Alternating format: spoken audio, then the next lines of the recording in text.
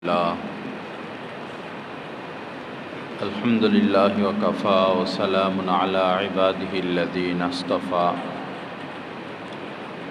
أما بعد فأعوذ بالله من الشيطان الرجيم بسم الله الرحمن الرحيم ومن يتوكل على الله فهو حسبه صدق الله مولانا العظيم وقال الله سبحانه وتعالى فإذا عزمت فتوكل على الله وقال رسول الله صلى الله تعالى عليه وسلم مثل الذي يذكر ربه والذي لا يذكر مثل الحي والميت وقال رسول الله صلى الله تعالى عليه وسلم الكيس من دان نفسه وعمل لما بعد الموت وقال رسول الله صلى الله عليه وسلم ولا تصاحب إلا مؤمنا ولا يأكل طعامك إلا تقي أو كما قال عليه الصلاة والسلام اللهم صل على سيدنا ومولانا محمد وعلى آل سيدنا ومولانا محمد وبارك وسلم أستغفر الله الذي لا إله إلا هو الحي القيوم وأتوب إليه আল্লাহ পাক জাল্লা জালালুহু আমাদের সবাইকে মাফ করে দেন। আল্লাহ পাক আমাদের ইসলাহে কামেল নসিব করে দেন। দ্বীনের সহি বোঝ আল্লাহ পাক আমাদের সবাইকে নসিব করে দেন। লা ইলাহা ইল্লাল্লাহ। কোরআনে কারীমের মধ্যে আল্লাহ পাক জাল্লা জালালুহু ইরশাদ করেছেন যে আল্লাহ পাকের উপর ভরসা করবে আল্লাহই তার জন্য যথেষ্ট হয়ে যাবেন। ওমান ইয়াতাওয়াক্কাল আলাল্লাহি ফাহুয়া হাসবুহ। আল্লাহ পাকের উপরে যে ভরসা করবে আল্লাহ পাক তার জন্য তার সব কিছুর জন্য আল্লাহই যথেষ্ট হয়ে যাবেন। হাদিসে কুদসির মধ্যে আল্লাহ পাক জাল্লা জালালুহু বলেছেন যে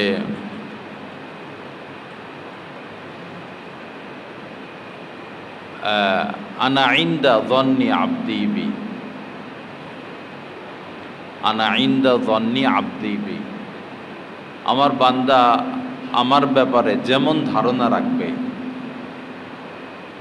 তার সাথে আচরণ আমার আচরণ ওই রূপই হবে। যার ধারণা যেমন তার সাথে আচরণও তেমন হবে। এক বুজুর্গ মানুষ জঙ্গল পার হচ্ছিল, পানির পিপাসা লাগলো, কোথাও পানি পাচ্ছে না, কুয়াও পাচ্ছে না, কুয়া বা কূপ। অনেক খোঁজাখুঁজির পরে একটা কুয়া মিলল। তো স্বাভাবিক ধারণা অনুযায়ী কুয়ার পানি তো একটু নিচে থাকে, বালতি দিয়ে উঠাইতে হয় বা জগ দিয়ে উঠাইতে হয়।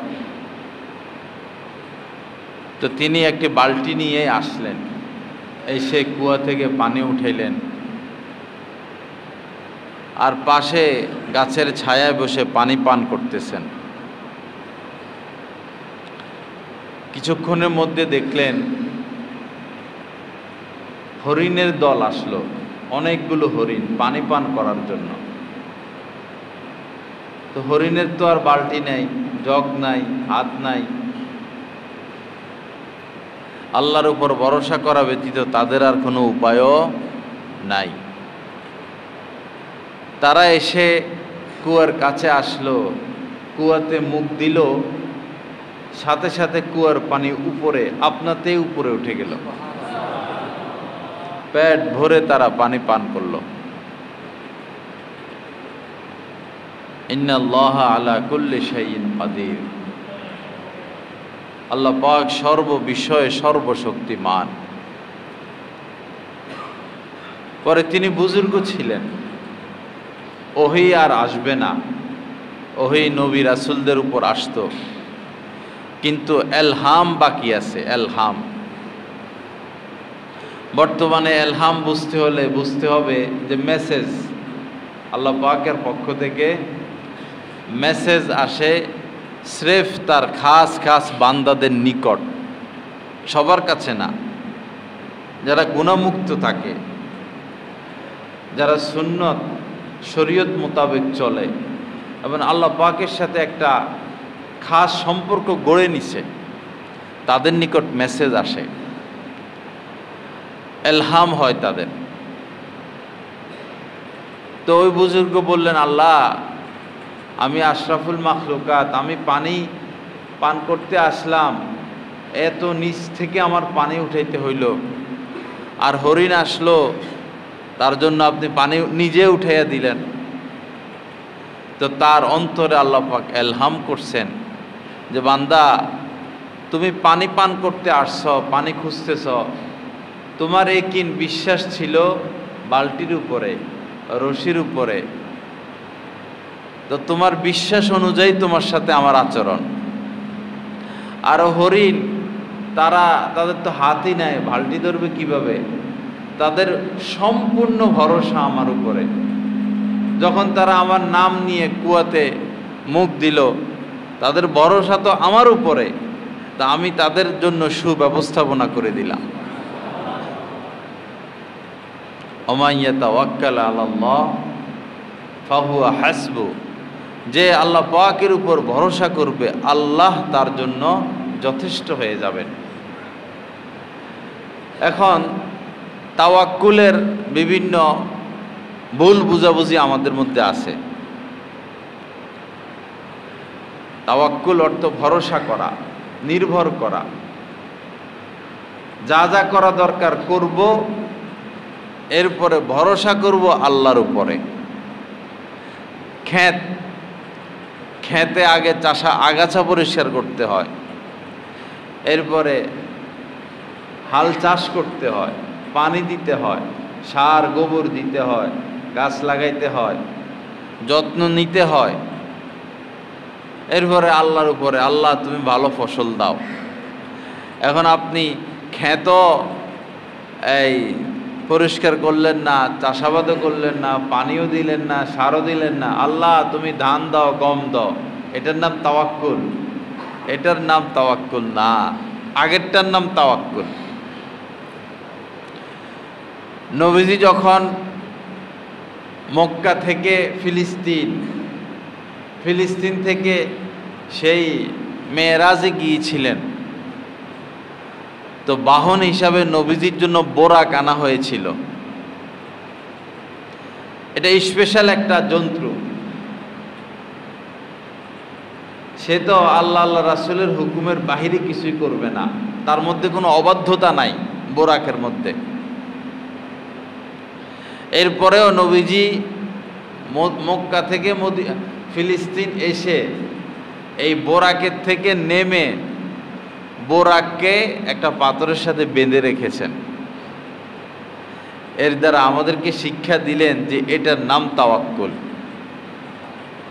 কাজটা করতে হবে সঠিক মতো এবং নিজের সাধ্য সামর্থ্য অনুযায়ী চেষ্টাও করতে হবে।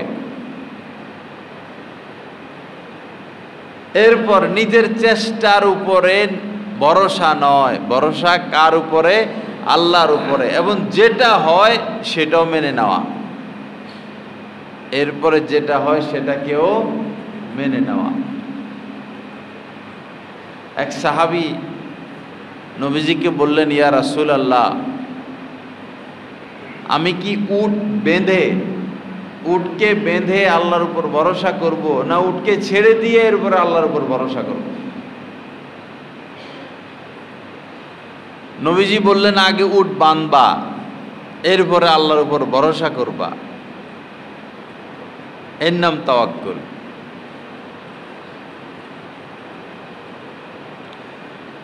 ঢাকা যাবে কেউ, তো বাসে গেলে রিক্স, প্রাইভেট কারে গেলে রিক্স, চলো ট্রেনে যাই। ট্রেনের সিট পাইলো, এখন মনে মনে খুশি যে অ্যাক্সিডেন্ট আর হব না, ট্রেনে অ্যাক্সিডেন্ট হয় না। ট্রেনে বসে কেমন যেন ট্রেনের উপরে, ট্রেনের যাত্রার উপরে আমার একটা ঈমান চলে আসলো। এটা না, ভালো কথা, আপনি ট্রেনে যাবেন নিরাপদ। ট্রেনে বসে ওই সময় নির্ভর করতে হবে আল্লাহর উপরে। আল্লাহ আমাকে নিরাপদে পৌঁছায়া দেন। ফাইদা আযামতা ফাতাওয়াক্কাল আলাল্লাহ। কোরআনে কারীমের মধ্যে আল্লাহ পাক বলেছেন, যখন কোনো কাজ করার ফাইনাল সিদ্ধান্ত নিয়ে নাও, করবাই, পরামর্শ করে, চিন্তা ভাবনা করে, গবেষণা করে তোমার এটা সিদ্ধান্ত যে এটাই করব, এখন ওইটার উপরে ভরসা নয়, ভরসা করতে হবে আল্লাহর উপরে। ফাইদা আযামতা, যখন কোনো কাজ করার পূর্ণ সিদ্ধান্ত নিয়ে নাও, ফাতাওয়াক্কাল আলাল্লাহ, ওই সময় আল্লাহর উপরে ভরসা করো। আল্লাহ আমাদেরকে তৌফিক দান করেন। হযরতে ফুযাইল ইবনে ইয়াজ রাহমাতুল্লাহি আলাইহি কেউ জিজ্ঞাসা করল যে কেউ যদি নিজের ঘরে বসে থাকে, কোনো কাজকর্ম করে না, এরপরে সে আল্লাহর উপর ভরসা করে বসে আছে, আল্লাহ আমাকে খাওয়াইবেন, না ব্যবসা বাণিজ্য, না চাকরি বাকরি, না চেষ্টা তদবির, কিছুই না, ঘরে বসে থাকে, তো এটা কি ঠিক হবে? এটা কি সঠিক তাওয়াক্কুল? হযরতে ফুযাইল ইবনে ইয়াজ রাহমাতুল্লাহ আলাইহি বললেন, যদি সে পূর্ণভাবে আল্লাহর উপর এই তাওয়াক্কুলে ভরসা যে আল্লাহ তাকে এই অবস্থায় খাওয়াবেনই, তার পূর্ণ ঈমান, পূর্ণ তাকওয়া, এক্ষেত্রে পূর্ণ নির্ভরশীলতা আল্লাহর উপরে, তাহলে অবশ্যই আল্লাহ তাকে এই অবস্থায় খাওয়াইবেন, ঘরে বসায় খাওয়াইবেন। কিন্তু এটা সঠিক পদ্ধতি না। সঠিক পদ্ধতি হলো সে যে কোনো একটা চেষ্টা তদবির করবে। কাসবুল হালালি ফারিজা বাদাল ফারিজা, নবীজি বলেছেন, ফরজ ইবাদত সমূহ, ফরজ ওয়াজিব ইবাদত সমূহ পালন করার পর হালাল রুজির জন্য চেষ্টা করা, হালাল রিজিকের জন্য চেষ্টা তদবির করা, এটা আরেকটা ফরজ। আমাদের হারদুই হযরত রহমতুল্লাহ আলাই, তিনি বাংলাদেশে এসে অনেক গুরুত্বপূর্ণ কথা বলেছিলেন। একটা কথা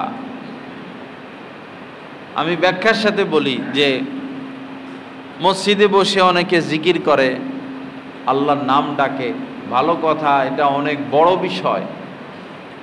যারা জিকির করে না তারা মৃত ব্যক্তির ন্যায়। তো হযরত বলেন যে একজন মসজিদে বসে জিকির করতেছে, আরেকজন রাস্তায় রাস্তায় হেঁটে হেঁটে বলতেছে ভাই মুরগি লাগবে, বা কাঁচামরিচ আছে, বা শাক আছে, বা মাছটা নিয়ে যান, আছে না?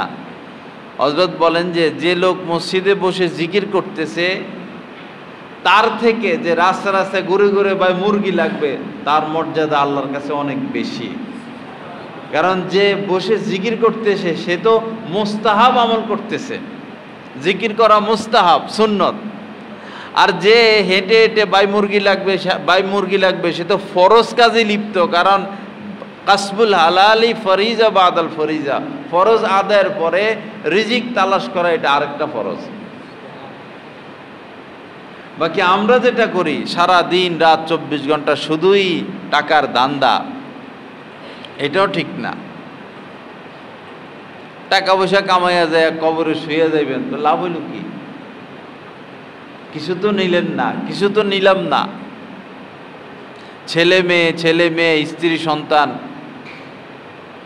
এটা আল্লাহর দায়িত্ব। ওমা মিন দাব্বাতিন ফিল আরদি ইল্লা আলাল্লাহি রিজকুহা, এই জমিনে কীট পতঙ্গ সহ জন্তু জানোয়ার, পাখি, মৎস্য, যা আছে সব কিছুর রিজিক আল্লাহর হাতে। তিমির পেট কত বড়, তিমি মাছের পেট কত বড়, তো এ বেচারা কি না খাইয়া থাকে?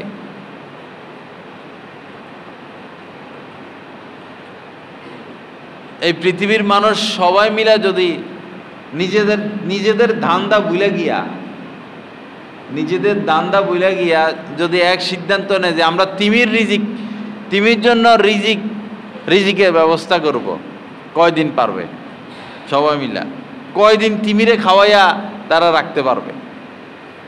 একটা হাতির কত বড় পেট, সে তো না খেয়ে থাকে না।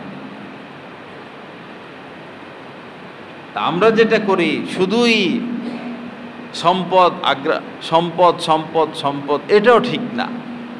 টাকা পয়সা কামাইতে হবে, ভালো কথা, কিন্তু শুধুই সেটার পিছে লেগে থাকা আর সন্তানকে দিন না শিখানো, এটা ভুল পদ্ধতি। সন্তানকে যেটা দিয়ে যেতে হবে সেটা হলো আদর্শ, শিষ্টাচার, দিন, সভ্যতা, ভদ্রতা, আমল আখলাক, এটা আসল। আর এমনভাবে তাকে রেখে যাওয়া যেন আপনার মৃত্যুর পর সে কাহারো কাছে হাত পাততে না হয়, এমনভাবে রেখে যাওয়া। একবারে আমি সারা দুনিয়া তার জন্য দিয়ে যাব, এত মাথা ব্যথা কেন আপনার? সে তো আপনাকে নিয়ে তার কোনো টেনশনই নাই, সে তো তার ঘর সংসার নিয়ে ব্যস্ত।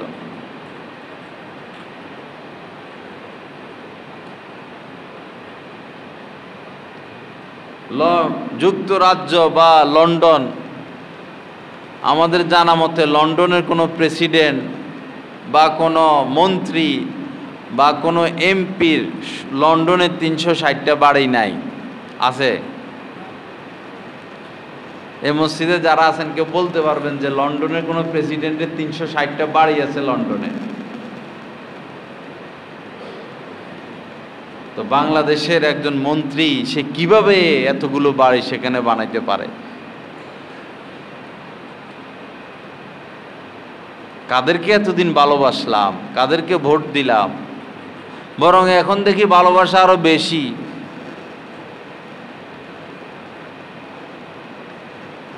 দেশে গেছি ত্রাণ নিয়া, পরে পিছনে পিছনে ঘুরতেছে একজন, আগ থেকে আমি চিনি, পরে দুই একটা কথা আলোচনা হলো, পরে আইবো আইবো আবার আইবো, কি খুশি, আবার আইবো আবার আইবো। আইবো মানে আসবে আর কি। আহা, চোরকে তো চোরে ভালোবাসবে, চোরকে চোর ভালোবাসবে, ডাকাতকে ডাকাত ভালোবাসবে, মদখোরকে মদখোরে ভালোবাসুক, জিনাখোরকে জিনাখোরে ভালোবাসুক, অন্যায়কারীকে অন্যায়কারীরা ভালোবাসুক। আপনি চুরি করেন না, দুর্নীতি করেন না, আপনি একজন ভালো মানুষ, কেন চোরকে ভালোবাসবেন? আবার চোরকে কেন ক্ষমতায় আনবেন?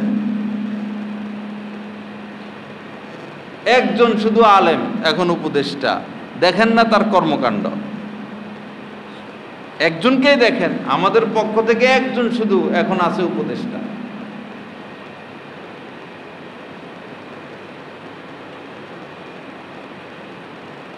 আবার ওরা 16 বছরে যা খাইছে, এরা তো 1 মাসে কাছাকাছি চলে যেতেছে, যা শুরু করছে দেশের মধ্যে। 1 মাসে পেট বড় করে ফেলাইছে, নদী হয়ে গেছে পেট, সামনে সাগর হয়ে যাবে।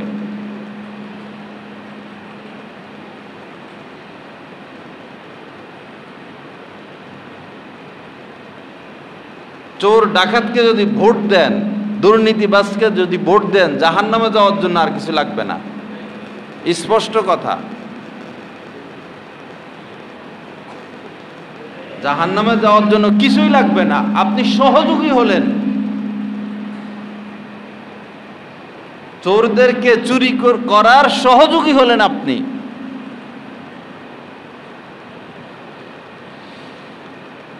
আল্লাহ আমাদেরকে হেফাজত করেন। আল্লাহ পাক সহি বুঝ দান করেন। কি লাভ হইল? কি লাভ হইল? অপমানের ছাপ তার বংশের উপরে। সন্তানের জন্যই তো করছে, স্ত্রীর জন্যই তো করছে।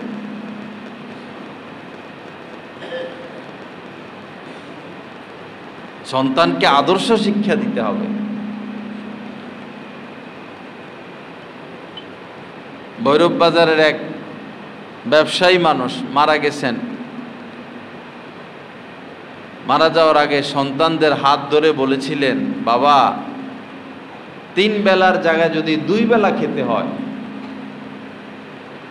2 বেলা খেয়ে আল্লাহর উপর শুকর আদায় করিও, ব্যাংকের বারান্দা দিয়েও যাইও না, ব্যাংকের বারান্দায়ও যেও না। এরা হলো পিতা।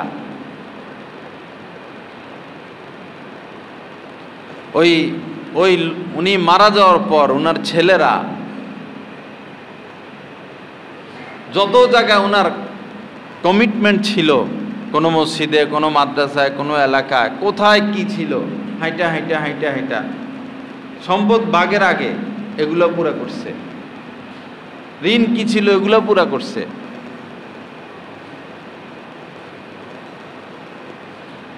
এরপরে নিজেরা আবার নতুনভাবে ব্যবসা শুরু করছে। এই হলো সন্তান।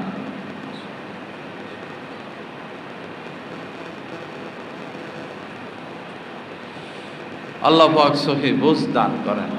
ওমা মিন দাব্বাতিন ফিল আরদি ইল্লা আলাল্লাহি রিজকুহা। একটা কীট পতঙ্গেরও রিজিকের মালিক আল্লাহ, রিজিক দিবেন। হ্যাঁ, অনেক সময় অনেকে আছে না খেয়ে মারা যায়, না খেয়ে মারা যায়, তার মৃত্যুটা এভাবে লেখা। সে না খেয়ে মারা যায়, তার মানে তার মৃত্যুটা এভাবে লেখা। আল্লাহ পাকের ফয়সালা তার উপর এতটুকু, এইভাবে এরকম, তার রিজিক এতটুকু। আল্লাহর উপর ভরসা করতে হবে। আপনি অনেক সম্পদ রেখে গেলেই যে আপনার সন্তানরা সুখে থাকবে, বিষয়টা তো এরকম না। আপনি যদি আদর্শবান হিসাবে তাদেরকে রেখে যান, আপনি আশা করতে পারেন যে তারা সুখে থাকবে।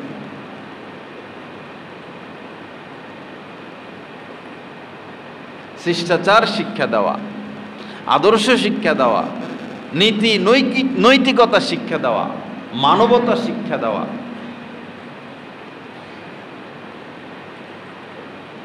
মানুষের কর্ম যেমন হয়, মানুষের কর্মের প্রভাব তার রক্তে চলে যায়। আশ্চর্য বিষয়। আস্তে আস্তে বিজ্ঞান আপডেট হচ্ছে। এক সময় এমন হইতে পারে রক্ত পরীক্ষা করে ডাক্তাররা বলে দিবে যে সে এই অপরাধের সাথে লিপ্ত। এখনো অনেকগুলো বলে দিতে পারে রক্ত পরীক্ষা করেই। ধূমপান করে কি করে না, মাদক সেবা করে কি করে না। আমল রক্তে চলে যায়। আর রক্ত থেকেই আপনার সন্তান। সন্তানের সাথে পিতার দেখা সাক্ষাৎ নাই, পিতা বিদেশে, সন্তান বড় হচ্ছে, কিন্তু দেখা যায় পিতার স্বভাব চরিত্র, আচরণ, চেহারা, কাজকর্ম, ভাষা সব সন্তানের মধ্যে। বিষয়টা কি? বিষয় হলো এটা রক্তের বিষয়। মানুষ যত গুণমুক্ত থাকে তার রক্ত তত স্বচ্ছ থাকে, পরিচ্ছন্ন থাকে। আল্লাহ পাক সহি বুঝ দান করেন। তো আল্লাহ পাকের উপর ভরসা করা।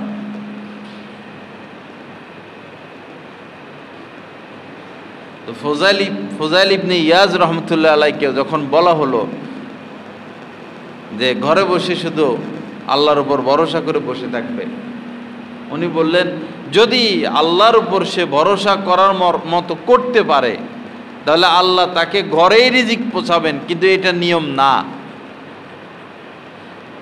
নবীগণ পরিশ্রম করেছেন, সাহাবাগণও পরিশ্রম করেছেন। আমাদেরকেও চেষ্টা তদবির করতে হবে।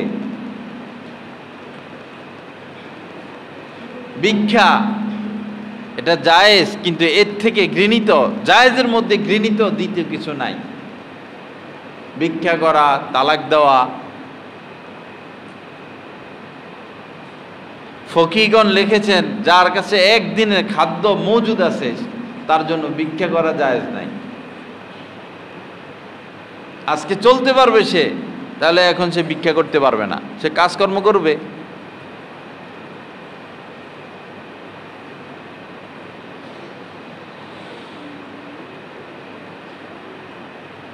কোরআনে কারীমের অন্য আয়াতে আল্লাহ পাক বলেছেন, ওয়া আলাল্লাহি ফালিয়াতাওয়াক্কালু ইন কুনতুম মুমিনিন। আল্লাহ পাক বলেন, যদি তোমরা মুমিন হয়ে থাকো। দেখেন কি কথা, যদি তোমরা মুমিন হয়ে থাকো তো একমাত্র আল্লাহ পাকের উপরই ভরসা করো। ওয়া আলাল্লাহি ফালিয়াতাওয়াক্কালু ইন কুনতুম মুমিনিন, ভরসা আল্লাহর উপরে। 5 কোটি টাকা নিয়ে নামলাম, ব্যবসা শুরু করলাম, মাসে তো অন্তত 7-8 লাখ টাকা আসবে, আমার সংসার চলবে। তো ভরসাটা চলে গেল ব্যবসার উপরে। দোকান দিলাম, ভরসা চলে গেল দোকানের উপরে। ভালো বিদেশি ডাক্তার কাছে গেলাম, এবার রোগ ভালো হবেই হবে না, ভরসা চলে গেল ডাক্তারের উপরে। ভালো ডাক্তারের কাছে যাবেন, ভালো কোম্পানির ওষুধ খাবেন, কিন্তু ভরসা কার উপরে? তাওয়াক্কুল আল্লাহর উপরে। ভালো করবেন আল্লাহ, ওষুধ না। ওষুধ উসিলা, ওষুধ মাধ্যম। সন্তান নিলাম, তো আমার শেষ বয়সে আমার সন্তান আমার দেখাশোনা করবে না, এটা না, এটা সুন্দর নিয়ত না। আপনার দেখাশোনার জন্য আপনার আল্লাহ যথেষ্ট। সন্তান লালন পালন করা, এটা কিছু কিছু ক্ষেত্রে, যেমন মা তার বাচ্চাকে দুধ খাওয়ানো ওয়াজিব, বাচ্চাদের খাওয়া দাওয়ার ব্যবস্থা করা স্বামীর উপরে ওয়াজিব। কিছু কিছু ক্ষেত্র ওয়াজিব, কিছু কিছু ক্ষেত্র মুস্তাহাব, সুন্নত, এরকম। আল্লাহর জন্য সন্তান লালন পালন করে দিবেন। আপনাকে খাওয়াইবে, আপনাকে দেখে শুনে রাখবে, এই নিয়ত করার কোনোই প্রয়োজন নাই। আল্লাহর জন্য পাইলে দিবেন, বড় করে দিবেন। তারা দিন শিখুক, দিনের প্রচার প্রসার করুক। সেই হিটলার ইহুদি সব মায়েরা অল্প কয়েকটা ইহুদি রেখে গেছিল নৌকার মধ্যে, এখনো তো 80 বছরও হয়নি, অথচ এরা লক্ষ লক্ষ হয়ে গেছে। রেখে গেছে কয়েকটা, লক্ষ লক্ষ হয়ে গেছে। এদের মহিলারা মরণের আগ পর্যন্ত বাচ্চা নেয়। আমেরিকার ইহুদি মহিলাদের প্রতি বছর 2টা করে হয়। এরা কি প্রযুক্তি নিছে, মানে এদের উদ্দেশ্য হলো সারা পৃথিবী তারা দখল করবে। প্রত্যেক বছর 2টা করে হয়, 10টা, 12টা, 13টা, 14টা, 15টা, 20টা। আমরা আধুনিক না রাশিয়া আধুনিক? রাশিয়ার প্রেসিডেন্ট ঘোষণা দিছে 10টার উপরে বাচ্চা যে মহিলা নিবে তাকে রাষ্ট্রীয়ভাবে পুরস্কার দিবে সে। 10টার উপরে বাচ্চা, আমি নিজে পড়ছি এই খবর। 10টার উপরে যে মহিলা বাচ্চা নিবে তাকে রাষ্ট্রীয় পুরস্কার দিবে পুতিন ঘোষণা করছে। আর আমরা বেশি আপডেট হয়ে গেছি, 2টা নয় 1টা হইলেই যথেষ্ট। যাদের একটা সন্তান, কি যে বিপদে তারা আছে। বাচ্চারা বাজারে পাঠাইতে পারে না, বাচ্চারা ঢাকা পাঠাইতে পারে না, কোনো স্কুল কলেজে পাঠাইতে পারে না, সবসময় মা। কারণ বাচ্চা একটা তো যদি মরে টরে যায়, বাচ্চার চিন্তা হার্ট অ্যাটাক হয়। সমানে বাচ্চা নিবেন সবাই, যতটুক নেওয়া যায়। রিজিকের মালিক আল্লাহ। 10-এর নিচে কেউ নিয়ত করবেন না, আল্লাহর উপর ভরসা করে। ইমানদার বাড়ো, ইমানদার বাড়তে থাকুক। প্রয়োজনে যার স্ত্রী আর বাচ্চা নিতে পারে না, আপনি আরেকটা বিয়ে করেন, টাকা পয়সা যদি থাকে আরেকটা করেন, বাচ্চা নেন। মুসলমান বাড়ান, ইমানদার বাড়ান, হাফেজ বাড়ান, আলেম বাড়ান, দিনদার বাড়ান। সব মেয়েকে বিয়ে করতে বলে নাই নবীজি। নবীজি বলছেন যে তাজাওয়াজুল ওয়াদুদ ওয়াল ওয়ালুদ, যে মেয়ে সোহাগিনী, প্রেমময়, যার মধ্যে প্রেম ভালোবাসা আছে, এবং যে বেশি বাচ্চা নিতে পারবে, এরকম মেয়ে বিয়ে করবা। মুসলমান বাড়াইতে হবে আমাদের। কি শুরু হয়েছে, 1টা বাচ্চা, 2টা বাচ্চা, 1টা বাচ্চা, 2টা বাচ্চা, কি শুরু হইলো এগুলা? কেন নিজেকে বিপদে আমরা ঠেলে দেই? বরং যাদের বাচ্চা বেশি হয় তাদেরকে ঘৃণার নজরে দেখে। আপনি 2টা বাচ্চা বা 3টা বাচ্চা পাইলা বুইলা, এরা মেয়ে চলে গেছে শ্বশুর বাড়িতে, ছেলে এটা বিয়ে করে বউ নিয়ে ঢাকা থাকে, তো আপনারা বুড়া বুড়ি কি কেমনে বাঁচবেন? একটা এই সাইজ, একটা এই সাইজ, একটা এই সাইজ, একটা এই সাইজ। আপনারা বুড়ো হওয়া পর্যন্ত আপনার ঘরে আপনার সন্তান, মরা পর্যন্ত আপনার ঘরে আপনার সন্তান থাকবে। অনেকে আছে শুধু 2টা মেয়ে 3টা মেয়ে আর নেয় না, যদি আরো মেয়ে হয় হোক না, মেয়ে হইলে তো ডবল লাভ, মেয়েও পাইলেন, আবার মেয়ের মাধ্যমে জামাতা ঘরে আসলো, আর একটা ছেলেও পাইলেন, বাড়লো, আপনার আত্মীয় বাড়লো। মেয়ে হয় পরে আর সন্তান নেয় না, তো পরে মেয়েরা স্বামীর বাড়িতে চলে যায়, তো এই বেচারা বুড়া বুড়ির কত কষ্টের জীবন। আল্লাহ পাক সহি বুঝ দান করেন। প্রাসঙ্গিক ক্রমে বললাম আর কি, জন্ম বিরতি যেটা, যদি এই নিয়ত থাকে যে বেশি সন্তান হলে খাওয়াইবে কে, যদি এই নিয়তে কেউ সন্তান না নেয়, সন্তান বেশি হয়ে গেলে খাওয়ামো কোথায় থেকে, জায়গা জমি কম, তাহলে জন্ম বিরতি করণ এটা হারাম হবে, গুনাহে কবিরা হবে, মানুষ হত্যার পাপ হবে। হ্যাঁ, যদি এমন হয় যে এই এখন সন্তান নিলে সন্তানের জন্য বিপদ এবং তার মায়ের জন্য বিপদ, সন্তানের জন্য বিপদ বা তার মায়ের জন্য বিপদ, অথবা যে সন্তান লালন পালন, এখন সে তার বয়স হয়ে গেছে, সন্তান হইলে খাওয়াইবে কে, এই নিয়ত না থাকে, তখন এটা বৈধতা দেওয়া আছে, আলেমদের সাথে পরামর্শ করে নিবেন যে আমার এই অবস্থা, এখন আমরা সন্তান নিতে চাই না, এখন আমাদের জন্য বৈধ হবে কিনা। তবে 1-2টা সন্তান নিয়ে বিপদে পড়বেন না, ভরসা আল্লাহর উপরে, রিজিক আল্লাহর হাতে।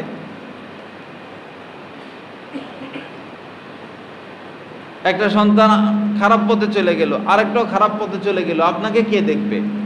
কয়েকটা থাকলে না, খারাপ ভালো মিলে একটা মা বাবাকে দেখবে। এখন তো এমনও হয় মা বাবা হাসপাতালে ভর্তি, মাসকে মাস থাকতে হয়, দেখার কেউ নাই। মেয়ে স্বামীর বাড়িতে চলে গেছে, ছেলে চাকরি বাকরি করে, বুড়া বুড়ি হাসপাতালে একা একা, কেউ নাই দেখার, একজন লোক তো থাকতে হয়। বেশিরভাগ এখন বিএপি হাসপাতালগুলোতে এই অবস্থা, পাশে কেউ নাই, বুড়ি চিকিৎসা করতেছে নিজে নিজে, বুড়া চিকিৎসা করতেছে নিজে নিজে। পিতা অসুস্থ হলো, নিজে অ্যাম্বুলেন্স খবর দেয়, নিজে যায় অ্যাম্বুলেন্সে যায়, শুয়ে যায়, ছেলে মেয়ে সবাই ব্যস্ত। আর আরেকটা বাইরে এসে সব বিদেশে পাঠাই যায়। একটা ছেলে বা 2টা ছেলে, আপনার সহযোগিতার দরকার আছে না, ঠেইলা বিদেশে পাঠাই দেয়, ঠেইলা বিদেশে পাঠাই দেয়। তো মরলে আপনারা গোসল করাইবে কে? আপনার কবরে রাখবে কে? অসুস্থ হলে আপনাকে হাসপাতালে নিবে কে? আপনার বিপদ মুসিবতের বিষয় আছে না। গতকালকে এক আমাদের এখানের মুসল্লি, সে এই পাইপ ফিল্টারে কাজ করে, আধা ঘন্টা কাজ করলে 3-4 হাজার টাকা তার বিল আসে। আমারও অনেক কাজ করে দিছে আমাদের মাদ্রাসার, 1-1.5 ঘন্টা কাজ করলে 3-4 হাজার টাকা বিল আসে। তার বিদেশে যাওয়ার কি দরকার ছিল? স্ত্রী ছোট ছোট বাচ্চা রেখে এখন সৌদি আরব গেছে। সৌদি আরব নাহলে সে 50,000 টাকা পাবে, নাহলে 70,000 টাকা পাবে, এর বেশি তো না। তো সে তো বাংলাদেশে 1.5-2 লাখ টাকা কামাইতে পারে।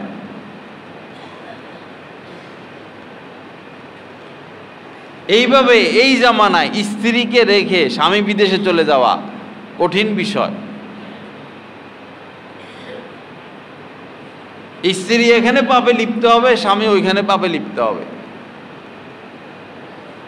কাফের রাষ্ট্রে, নিজের দেশে যদি আয় রোজগারের ব্যবস্থা থাকে, আপনি মুসলিম কান্ট্রিতে বসবাস করেন, আপনার রিজিকের ব্যবস্থা এই দেশে আছে, চলতে পারেন, আপনি কাফের রাষ্ট্রে যাওয়া আপনার জন্য বৈধ না। আপনার সন্তানকে কাফের রাষ্ট্রে পাঠানো বৈধ না।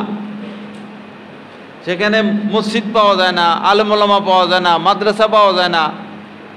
জুমা পড়তে হলে এরকম 100-200 কিলোমিটার যাইতে হয়, 500 কিলোমিটার যাইতে হয়। আপনার তো সংসার চলতেছে, আপনি লোভ করবেন কেন? এরপরে 4 মাসের অধিক যায় বিদেশে পড়ে থাকা কাহারও জন্য বৈধ না। 4 মাসের মধ্যে একবার আসতে হবে স্ত্রীর সাক্ষাৎ। কে আসে 4 মাসের মাথায় একবার? এমনি কি জিনা বাড়ছে? বেশিরভাগ পাপ হয় সমাজে। আমাদের গবেষণা মোতাবেক যে সমস্ত মহিলাদের স্বামী বিদেশ, জোয়ান জোয়ান বেডি মহিলা, 1-2টা বাচ্চা, স্বামী বিদেশ, এদের দ্বারা সমাজে বেশি যুবক শ্রেণী নষ্ট হচ্ছে। যাদের বিয়ে হয় নাই তারা তো অনেকটা ধৈর্য বা মা বাবার চোখের মধ্যে থাকে, আর এদেরকে তো স্বামী শহরে রাখে, বাসায় রাখে, 1টা বাচ্চা 2টা বাচ্চা, বাচ্চা মাদ্রাসায় চলে যায়, বাচ্চা স্কুলে চলে যায়, মহিলা একা একা ঘরের মধ্যে dish line, wifi line, touch mobile. তো তারে পাপের সুযোগ তো আপনি স্বামী করে দিলেন। রিক্সাওয়ালারা ঘরে নিয়ে যায়, ভিক্ষুকরে ঘরে নিয়ে যায়, বাসার থেকে আইসা ভাড়া নাও।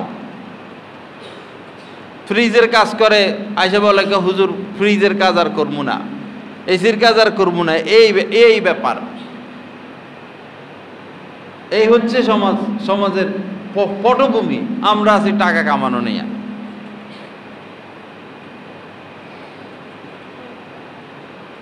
সবাই যে এমন সেটাও না, ভালো তো অবশ্যই আছে, ধৈর্যশীলা অবশ্যই আছে, কিন্তু বেশিরভাগ পরিস্থিতি এমন। এই সমস্ত কথা সবাই বলবে না। 1000 মসজিদে যাইয়া ঘুরেন, আসল কথা নাই। যে আসল কথা বলে তার কদর করা উচিত। এক সময় আসবে এগুলো আর কেউ বলবে না, কেউ জানবেও না, সবাই সমানে পাপে লিপ্ত হবে। সবারই টার্গেট থাকবে পাপ আর দুনিয়া।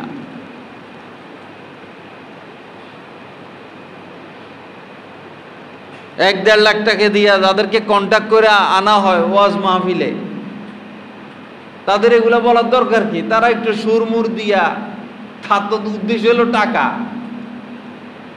আর যারা আনে হেগো উদ্দেশ্য টাকা। আমি খবর নিছি তো এদেরকে কেন আনেন, এরা তো দিন বিক্রি করে। মিনিটে 1000 টাকা, মিনিটে 1000 টাকা। কি এমন ব্যক্তি যে তারে মিনিটে 1000 টাকা দিতে হবে?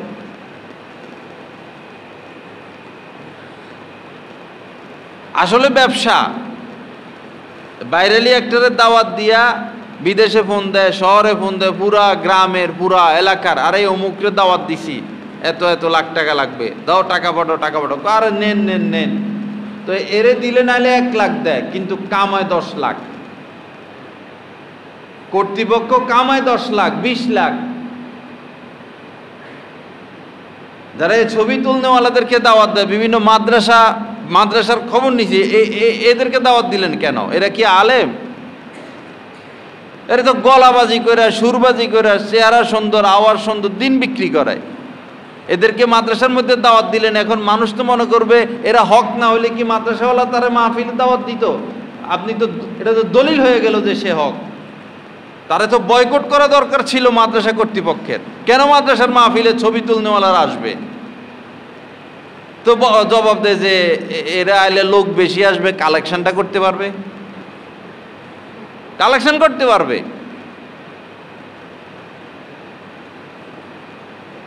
এই হচ্ছে সমাজের অবস্থা।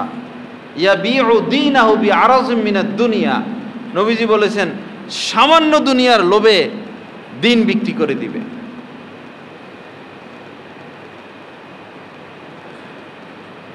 চুপচাপ থাকলেও মানুষ 10,000, 15,000, 20,000 হাদিয়া দেয় এক একজন বক্তাকে। চুপ থাকলে তো হয়, এটা দেওয়া জায়েজ, নেওয়া জায়েজ, অবৈধ কিছু না। হাদিয়া দিল, রাহ খরচ দিল, নিয়ে নিল, বস শেষ। একবারে চুক্তি করতেই হবে, এত টাকা দিতেই হবে, দালালকেও এত দিতে হবে, দালালরে দিতে হয় 20,000, 25,000, আর বসেরে দিতে হয় এত।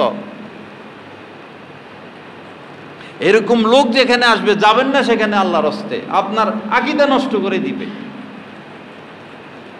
আপনার ঈমান ক্ষরণ হবে, আপনার তাকওয়া নষ্ট হবে। আল্লাহর হস্তে এদের থেকে দূরে থাকি, দিনকে বাঁচাই।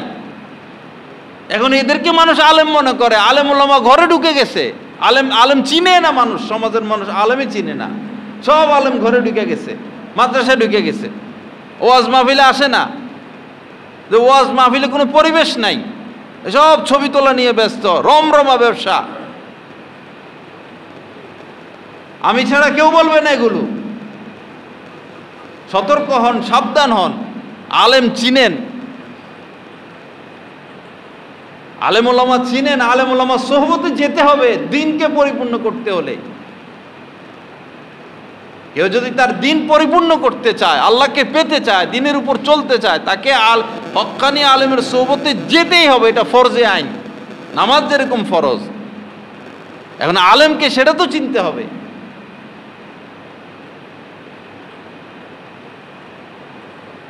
যার ভিউ লাখ লাখ সে যে আলেম, বিষয়টা এরকম না।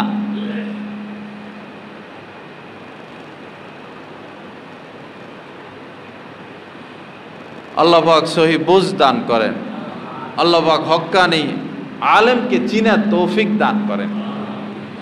কুল্লু মান আসাল্লাহ ফাহুয়া জাহেল, এটা মনে রাখবেন। কুল্লু মান আসাল্লাহ ফাহুয়া জাহেল, অনেক যোগ্যতা, অনেক এই ভিউ, অনেক সুন্দর আওয়াজ, অনেক সুন্দর চেহারা, শুধু কোরআন আর হাদিস বলে, কিন্তু পাপে লিপ্ত, গুনাহগার, গুনাহ করে। কুল্লু মান আসাল্লাহ, যেই পাপ করবে ফাহুয়া জাহেল, সে মূর্খ, সে আর আলেম থাকে না। সাধারণ মানুষের ব্যাপারেও এই কথা, খাস মানুষদের ব্যাপারেও এই কথা, যেই পাপে লিপ্ত সে আর বিশেষ কেউ না, সে জাহেল, সে মূর্খ, সে পাপী।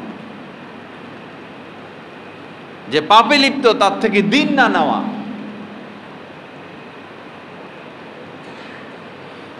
আল্লাহ পাক আমাদেরকে সহি বুঝ দান করেন, আলেম ওলামাদের থেকে দিন নেওয়ার তৌফিক দান করেন, আলেমদেরকে চিনার তৌফিক দান করেন।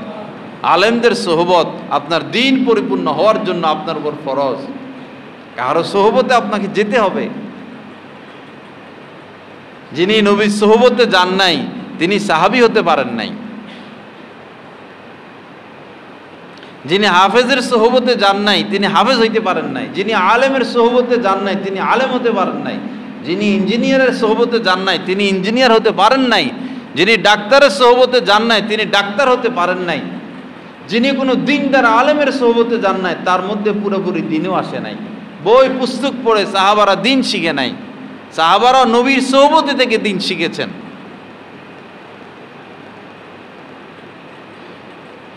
আল্লাহ পাক আমাদেরকে সহি বুঝ দান করেন, আল্লাহ পাক আমাদেরকে হেদায়েতে কামেলা নসিব করেন। তো যাই হোক, আল্লাহর উপর ভরসা সম্পর্কে কথা বলতেছিলাম। আমাদের মধ্যে এমন কথাও আছে যে একজন লোক গাড়ি অ্যাক্সিডেন্টে মারা গেল, তো লোকেরা বলে কি যদি না যাইতো, এরে কইছি ট্রেনে করে যাইতে, বাসে করে গেছে, আমার কথা শুনলে কি মরা লাগতো? এরকম কথা বলা যাবে না। যেটা হয়ে গেছে বাস মনে করতে হবে এটা আল্লাহ পাকের ফয়সালা, এখানে আর কোনো কিছু সংযোগ না করা। কিছু কিছু কথা অনেক সময় কুফরি পর্যন্ত পৌঁছে যায়। কাহারো নাম জাহান্নামীদের লিস্টিতে লেখা, কাহারো নাম এমন সুন্দর কথা তার মুখ থেকে বের হলো, আল্লাহ পাক খুশি হয়ে জাহান্নামীদের লিস্ট থেকে তার নাম কেটে জান্নাতীদের লিস্টে অন্তর্ভুক্ত করে দেন। হাদিসে আসছে এমন কথা। আবার কেউ জান্নাতি, পূর্ণ সিদ্ধান্ত জান্নাতি, জান্নাতীদের লিস্টিতে তার নাম লেখা, এরকম উল্টাপাল্টা কোনো কথা বলে বসছে। কথা এমন গুরুত্বপূর্ণ বিষয়, উল্টাপাল্টা কোনো কথা বলে বসছে, আল্লাহ এত অসন্তুষ্ট হন যে এই জান্নাতীদের লিস্ট থেকে তার নাম কেটে জাহান্নামীদের লিস্টের মধ্যে লিখে দেওয়া হয়। দ্বীনের ব্যাপারে কথা বলতে খুব সাবধানে বলতে হবে। এজন্যই সোহবত।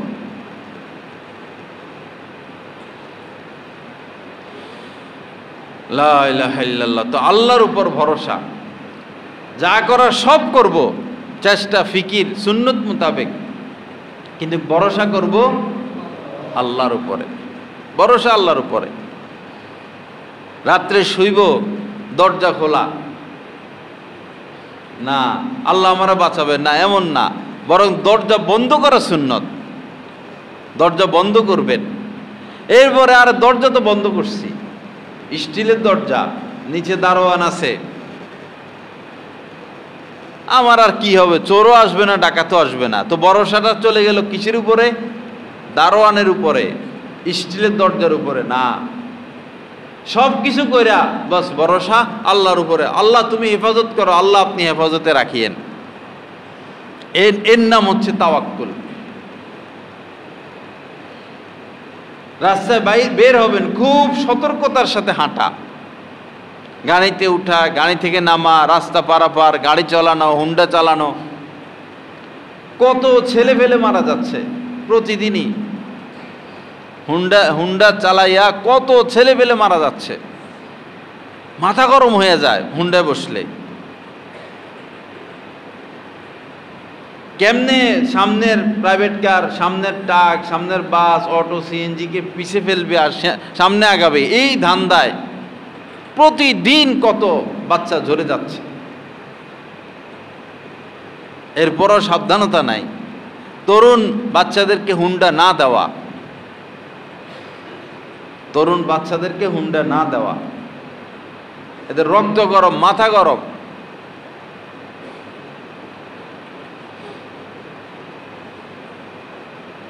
যে ব্যালেন্স রেখে চালায়, 40-এ রাখলো, 30-এ রাখলো, আল্লাহর উপর ভরসা করে তো তার বিপদ হওয়ার কথা না।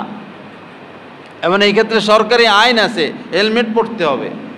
যে ড্রাইভার তারও হেলমেট থাকবে, পিছনে যে বসবে তারও হেলমেট থাকবে। হেলমেটের উপর ভরসা না, আইন মেনে ভরসা আল্লাহর উপরে। এটা সরকারি আইন মেনে নেওয়া উচিত আমাদের।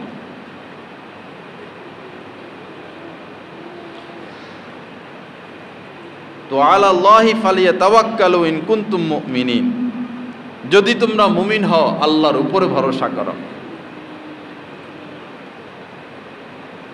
হযরত ওমর ফারুক রাদিয়াল্লাহু তাআলা আনহু থেকে বর্ণিত, নবীজি বলেছেন যে তোমরা যদি তাওয়াক্কুল করার মতো তাওয়াক্কুল করো, আল্লাহর উপর ভরসা করো, তো পাখিকে আল্লাহ পাক যেভাবে রিজিক দেন তোমাদেরকে সেভাবে রিজিক দিবেন। পাখি তার কোনো জায়গা জমি নাই, ব্যাংক ব্যালেন্স নাই, খায় তাজা তাজা। কোনো পাখি না খাইয়া থাকে না। সকালবেলায় খালি পেটে বের হয়, সন্ধ্যাবেলায় পেট ভরে নিজের নিড়ে ফিরে আসে। সম্পূর্ণ তাওয়াক্কুল আল্লাহর উপরে। তবে কোনো কাজকর্ম করব না, রিজিকের কোনো ব্যবস্থা করব না, এমন না। কিছু না কিছু সবার করা উচিত, না হলে অন্য লোকে আপনাকে সন্দেহ করবে যে সারাদিন ঘুরে ঘাড়ে খায় কেমনে, চলে কেমনে। হযরত সিদ্দিক আকবর, হযরতে ওমর রাদিয়াল্লাহু তাআলা আনহুমা, উনাদেরও তো উনার রাষ্ট্রীয় কাজে ব্যস্ত ছিলেন। রাষ্ট্রীয় কাজে ঢুকার আগে উনাদের একটা ব্যবসা ছিল, ব্যবসা করতেন। পরে রাষ্ট্রীয় কাজের ঝামেলার কারণে নিজের ব্যবসা চালাইতে আর পারেন নাই। পরে রাষ্ট্র থেকে তাদের একটা ভাতা ধরা হইতো, বস সংসার চলতো। নিজে চলার একটা ব্যবস্থা রাখা, এটা সুন্নত। অন্যের কুধারণা থেকে আপনি বাঁচতে পারবেন। যাই হোক, তো আমরা আল্লাহর উপরে ভরসা করব। ভরসা আল্লাহর উপরে সব সময়। ঘর থেকে বের হইতে বিসমিল্লাহি তাওয়াক্কালতু আলাল্লাহ লা হাওলা ওয়ালা কুওয়াতা ইল্লা বিল্লাহ। সর্বক্ষেত্রে আল্লাহর উপর ভরসা, ইয়াকিন বাড়ানো, বিশ্বাস বাড়ানো। আল্লাহ পাক জাল্লা জালালু যা কিছু আলোচনা হলো, আমাদের সবাইকে কথাগুলোর উপর আমল করার তৌফিক দান করেন। আল্লাহ পাক আমাদেরকে পূর্ণ হেদায়েত দান করেন। আল্লাহ পাকের উপরে পূর্ণ ভরসা করার তৌফিক দান করেন। ওয়া আখিরু দাওয়ানা আলহামদুলিল্লাহি রাব্বিল আলামিন ওয়া সাল্লাল্লাহু আলা নবিয়িল কারীম।